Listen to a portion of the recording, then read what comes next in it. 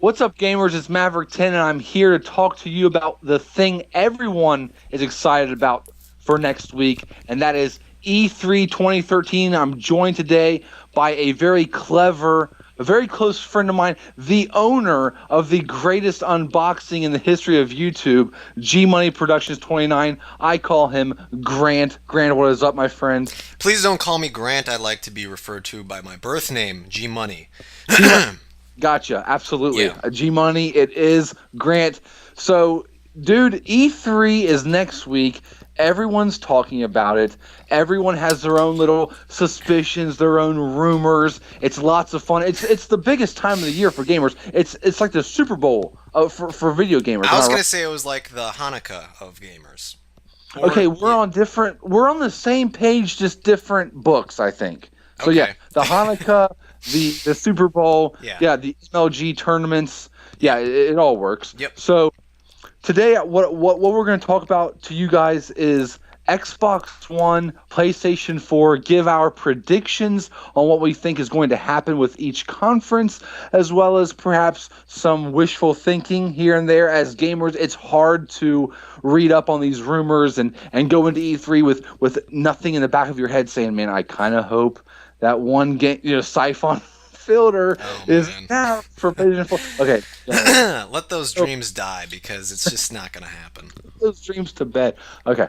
Dude, anytime there's ever any kind of mystery in the gaming industry, like anytime Jeff Keighley's like, oh, a new announcement is coming, you always tweet, Siphon Filter, no matter what it is. Could be. You don't know. He could be like, oh, a new Wii U game is being unveiled, and you're like, Siphon Filter? They could have gotten the rights, bro. You don't like know. Bayonetta 2? Exactly. Yeah. The Siphon Filter is lying next to the Move in a 6 feet under in a grave, but it could be resurrected at any time. We don't know. Happened with Jesus, so That's you did say Hanukkah. Yep. Wait, that's okay. We're moving on. Okay, so we'll start with Microsoft's conference and Xbox One. We're just a few weeks removed from the Xbox One reveal. We don't have to talk too much about that. I think the internet has made it pretty clear as to how they feel about the Xbox One. Knocked it out of the park, right? Killed it, bro. Oh, man. They killed it. If you're a gamer, they killed it. Yeah. So going into E3, Grant, with their what some are calling a poor showing, or at least as far as games, not as far as features, but as far as games going into E3, what do you think they need to do? What do you think they will do leading up to the show, and then ultimately at E3 next Monday? Well, what they need to do is they need to show that they have exclusives. I know at their conference in May or whatever, they said that they had 15 exclusives coming to the Xbox One or whatever, and we've only seen 2 of them, which is just another racing game, Forza 5 or whatever. Correct. And Quantum Break, which didn't look, it was whatever. A lot of live action. Yeah, they need to really show some substantial exclusives. We need to see gameplay demos. We need to see that these things actually exist and that they are going to be releasing with the launch of the Xbox One. And that they're not just, shitty Kinect games, because they could just, exclusive could technically be just a bunch of, Kinect games like Kinectimals. Sure. And 15 exclusives, there are bound to be a few Kinect games in there, and bound to be a few maybe even some Xbox Live Arcade games in there, or whatever they're calling it this next generation. One of my questions is, they're like, okay, with they've shown 2 exclusives. They made it blatantly clear that they are all about third-party support this generation with Call of Duty and elsewhere. A lot of games were better early on in the 360 because of PlayStation 3 being hard to develop for. And do you think this third-party kind of not really exclusivity, but kind of feels like you have to get it for Xbox 360, do you think that can carry them into this generation? Do you think they just need out and out? They need some exclusives other than Halo and Gears of War, or perhaps Halo and a little bit of Gears as well? No, because Xbox One, it's not the same case with the Xbox 360, where the 360 was easier to develop for than the PS3. That's not the case anymore, as we've seen. So I think it's going to be equal between the 2 platforms as far as multi-platform games go. What they really need to focus on is exclusives. I don't care how much third-party support they have, and I don't think anyone else does, because with how bad they failed at that conference, people are already their expectations are really low for them, and they're really disappointed. They really need to blow us away with games more than anything, and we need exclusives, because if it's just multi-platform games, people are going to go buy the PS4 in a heartbeat, because there's Infamous and Killzone and all those first party games. So, but what were you saying with Gears of War and Halo? Yeah, those are exclusives. Yeah. Because they had such a, as far as games are concerned, they didn't show off a lot of at the reveal. Do you think because the expectations are low going into E3 for Xbox One, do you think that in a weird sort of way kind of helps them? Because they could announce, Gears 4 and people would go crazy? Or do you think do people want these sequels to these established properties, or do they want new IPs? I mean, because that's a big question I have, because we see these developers that Sony owns. They own somewhat, what is it, like 12 developers, and then we see Microsoft, who has Rare working on Kinect Sports or whatever it was called. Yeah. So and Rare has obviously a very good history, and probably not all the same people are there as they were back in the N64 days. But I think maybe expectations might be so low for the Xbox One that a lot of people are already writing it off, and I don't think that should be. I don't think that's fair. I don't think it should be done going into E3. I mean, especially with some things that have come out of the Xbox One camp, as far as we're going to kill Sony at E3. I don't think we should judge just yet, because I don't think all the cards are on the table. But I definitely think after E3, that's when the mind should be made up. But they definitely have to show some more exclusives. Yeah, that's all it is to it. I mean, they want to tout Netflix and Hulu. Where can't you watch Netflix? Yeah, you know what I mean. My mom can watch Netflix on her Nokia flip phone. Right. We want to see, and gamers want to see games.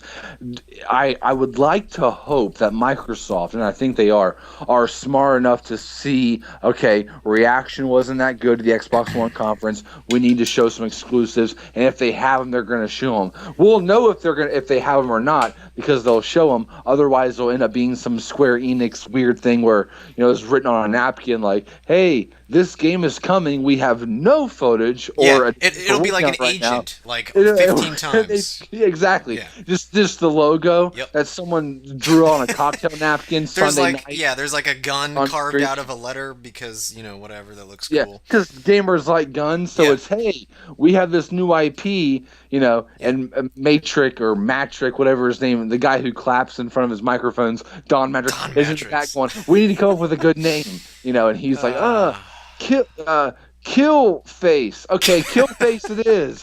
And then they'll change the name like 3 years later when it finally gets released. They'll change. When they switch to cel-shaded graphics versus realistic graphics, they'll change the name, and then it will change to an Xbox Live Arcade exclusive. And, we've seen this before. Yep. But I don't think we should write off Xbox just yet. I think everyone feels that way, that can see clearly. But they've dug themselves a hole with gamers. They need to get out of it. It's going to be a bit harder for them to get out of that hole. Sony, on the other hand, has been garnering a lot of good attention since February. Their conference, the PlayStation 4, went very well with gamers, showed nothing but games, talking about nothing but their hardware.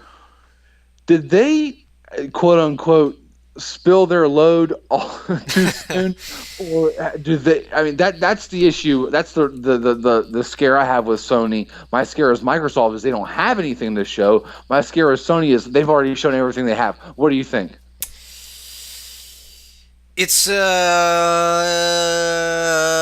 interesting. I don't know. Sony. I think they've got more to show. I think it'll be for sure. It'll be disappointing if they just show like Killzone again. If it's just a repeat of the February thing, but like with different footage of the same games, it'll be disappointing. But they've got a lot of first-party studios that haven't shown what they're working on yet, like Media. They showed a little bit of what they're working on, but we don't really know yet. And Naughty Dog, of course, a killer demo. Yeah, playing the drums and right. Whatever. I have faith in them, though. Little Big Planet is awesome. So I think they'll create something cool. But and then there's Naughty Dog, of course, and it's about time that they're showing something. I Okay, I'm glad think. you brought that up. Yeah. Naughty Dog. Yeah. They have two teams. Mm-hmm. One just released Last of Us Gold, which will be coming out the week of E3. Yep. The other team has been working on something supposedly since Uncharted 3 was released, which was late 2011. Yep. A year and a half ago. I What think, are they right? working on? I mean, some of that team probably went to Last of Us, but I can't imagine the entire team of, who was working on Uncharted 3 went to Last of Us. So they got to be working on something for the PS4. They wouldn't be making something on the PS3. And since it's been about a year and a half since Uncharted 3 released, you'd think that they'd be at the point now where they could at least show a teaser trailer or something, at least announce something. And they didn't at the February conference, so I think we'll get something from them at E3, even if it's small. The obvious choice is Uncharted 4. Right. Okay. Some are clamoring for a new Jax 4, Right. or whatever they're on. Yep. Is it possible that they could actually take the gaming world by storm and do something that no one in the world sees them doing, and actually at E3 announce a sequel to The Last of Us, which comes out the week of E3? No, that's wishful thinking right there. That's yeah. They wouldn't. No, I don't think so. The conference is going to be before The Last of Us 1 even comes out, so Right. they wouldn't show a sequel. They might be working on Last of Us 2, but they're sure as hell not going to show it at E3 You if don't that's what they're think working people on. are already sold on The Last of Us? No, Hey, I know. It's not going to happen. I'm just playing devil's advocate. Okay, here. well, if it's not going to happen, then the discussion's over. So, Well, this is what YouTube is all about. Irrelevant people like myself Hang on. giving opinions about what might happen in the future. This Isn't is that what it's all this is about? what YouTube's about. We're gonna make the title "Last of Us 2" revealed at E3, and then we're gonna put a hot chick in the thumbnail Yeah. holding a Last of Us copy. Exactly, And we're and gonna the get- gun. Yeah. and we're gonna tag it with FPS Russia and Epic Mealtime. Correct. Correct. That's the way it goes. That's how you get those 200 views. Hell yeah. That YouTube money, man. YouTube money will buy you Last of Us 2. My question, I have another question. As far as with 12 studios, we know Housemarque is working on 2 games right now. Yeah. We know the Naughty Dog crew is working on Last of Us, or they're done. They just wrapped it, and something else. Sucker Punch, Gorilla. That's still a lot of studios left. We have Drive Club, possibly, most likely being a launch title. That's still a lot of studios working on something. Is it going to be a showcase of half of these developers, or do you think it's going to be, okay, we're going to get more Killzone, we're going to get more, because Sony needs to kick their gamers in the rear end, because they really need something to light the fire under people, because right now it looks like Sony is saying we're a game machine, which is great. And Xbox is saying we're a TV machine, we're going to show you games. But if the PS4 is just a game machine, if all they have coming out is Killzone and Infamous, and a driving game that you're already alienating, 75% of your audience, because, driving games aren't, they're not Call of Duty, with all due respect. Do they need 1, maybe 2 big reveals at E3? Not hardware specs, but or features rather. But do they need like 2 big reveals game-wise to say, hey, this is coming to our system, whether it be third or first or second party? They need new IPs. I think that's what if they really want to like secure, some people, to buy this thing. I think they need new IPs, because it's funny. Like, I'm excited for Killzone and Infamous, but because they're sequels, it's kind of like, yeah, I'm excited, but not like overly excited. But if they show something totally new, something just brand new, like Last of Us at last E3, or beyond, that's the kind of stuff that's going to blow people away and get people really excited. Obviously, if they showed Uncharted 4, people would be excited for that. I wouldn't be that excited, but most people. Yeah, I don't need Uncharted 4 right now. I Yeah. can wait. I would have zero problems waiting. Which brings me in to my next question. Okay, for Xbox One and then PlayStation 4, and really any console, what do you need to have a successful launch? There are many variables. What do you need? In Obvious. 2013, what do you need? Well, obviously you need a good price point. You need Right. exclusives, launch titles more than anything, I guess. It's definitely helpful against the competition if some of them are exclusives. Is it confirmed yet? If is Killzone going to be a launch title? It's launch. It's absolutely launch. Cool. Yes. What about Infamous? Do we know about that? I don't know if we know about that. Okay. I hope I've contacted Nate Fox many a time. I think our relationship between me and him got a little weird with Infamous 2 development. Didn't he sent you a letter or something like cease and desist or something? What was that? He did. It said something like, "I hope you die, Maverick 10." Yeah, that was something weird. along those. Yeah, it was where it was. No, in all honesty though, in all seriousness, did he not have a sick promo? Did he not cut a sick promo at the PS4? The only thing was, though, it sounded like it was going to be something new and totally different. Then it was like, oh, Infamous. Okay, yeah, Huh. but at least Infamous is a wanted IP. It's not Yeah. it's brand new. I know. But you know, It was Wh- just it was a weird way. Like Oh, I you was know, expecting something totally different, but it was you know. cool. The lights dimmed, and he was Yeah. like, "In Seattle in '99, I was a part of I got whatever. I got beat to half death by a cop for Yep. protesting a pizza place." Is are you gonna just yes or no right now? That's all I want is a yes or no. Are you gonna have to fight Cole McGrath in Infamous Second Son? That's all I want to know. Maybe. Yes or no? Maybe. Okay, I wasn't asking for that, but I'll take it. Are you gonna have to fight Cole McGrath? That's. I would need at least an hour of silent thinking to give you a yes or no on that. Okay, go ahead. We've got as much time as you want. Guys, we'll be right back in an hour with G Money. Here's what I think you need for a successful launch. I think you need at least. Remember, launches aren't necessarily great things. Right. They're rough. cool, but they get rough. We all know that. Yep. We can't all have a Mario 64 for a launch title. I think you need a good launch. We can't all have a Wii U launch. I mean, We can't have a Wii U launch with the hotly anticipated Zombie U. Yep. I'm not here to bash Nintendo. Every time I say something bad about Nintendo, a piece of my heart actually melts because that's my childhood. Anyway, I think you need a good exclusive, one good exclusive, and one good third party. And I think you need something in the future to say, hey, get our games, get our console, and then you'll have this to look forward in the future. Sony, PlayStation 3, god awful launch, and obviously you need a good price point, which PS3 launched for $3,500, I believe was for the 20 gig. You can't have that. Yeah. You gotta have something. Dude, all in all, everything we said just now today has come down to the point that this E3, Grant, tell me if I'm wrong, is going to be an all-out war. Well, agree? Yeah. They're going to be vying for our dollar. They're going to know that you can't, I'll buy the Xbox, then a year later buy the PS4. They want your money now. They want your $300, $400, $500 now. And dude, I'll be honest with you, I'm absolutely stoked. I'm launched for this E3 because it's E3 anyway, but it's almost the consumer wins with competition. I think this E3 is going to be killer. I think it has to be killer, and whoever's not killer at E3 is going to be left by the wayside because I'm going to buy the other console. Nintendo. Yeah. So I think it's going to be a lot of fun to watch. A lot of great games shown, perhaps announced, and Wonder Book 2.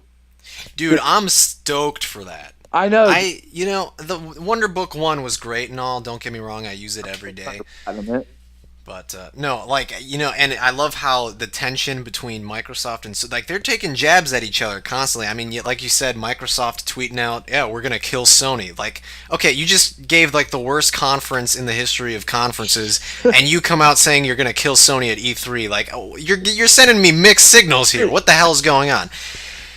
And, of course, Sony's taking jabs at him, too, on Twitter. So, it's going to be really, really fun. It's going to be, it's going to be a great time for me to, take advantage of this console war and get some views on YouTube. We don't. Do you realize how rare it is that we get to talk about an E3 where a console is announced, or is shown off new games? This doesn't happen. E3 happens every year, but this sort of thing doesn't happen that often. And a lot of people who are hardcore into gaming now may not remember PS2, Xbox One.